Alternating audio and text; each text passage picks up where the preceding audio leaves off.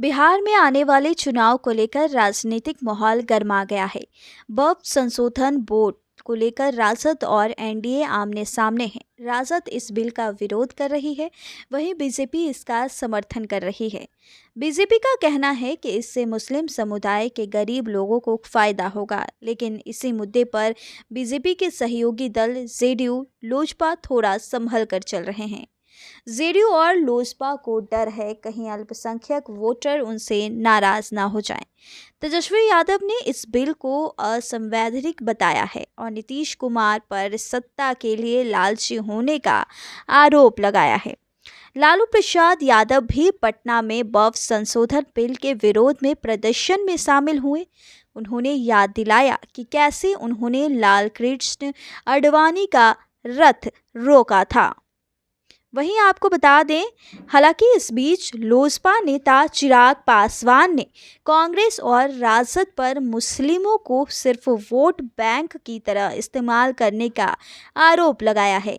वहीं जीतनराम मांझी ने वक्फ बिल का विरोध करने वाले पर बड़ी टिप्पणी की। जाहिर है कि बिहार में वक्फ संशोधन बिल को लेकर सियासी घमासान मचा हुआ है। सभी पार्टियां अपनी अपनी रणनीति के हिसाब से चल रही है।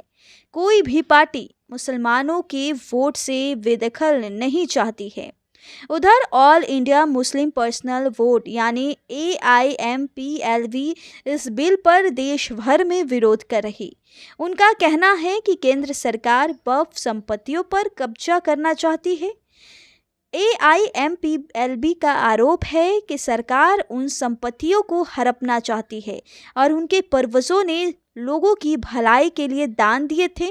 उनका कहना है कि सरकार गैर कानूनी तरीके से इस संपत्तियों पर नियंत्रण करने की कोशिश कर रही है। एनडीए के सामने सबसे बड़ी दिक्कत यह है कि हालांकि भाजपा के नेतृत्व वाले एनडीए के सामने वक्फ का मुद्दा एक मुश्किल स्थिति पैदा कर रहा है। इससे राज्य के वोटर बट सकते हैं। बीजेपी इस बिल का समर्थन कर रही है, लेकिन उनके सहयोगी दल थोड़ा संभल कर जवाब दे रहे हैं। अब देखिए, मुख्यमंत्री नीतीश कुमार की जेडीयू और केंद्रीय मंत्री चिराग पासवान की लोजपा को हमेशा से राज्य के अल्पसंख्यकों का समर्थन मिलता रहा है।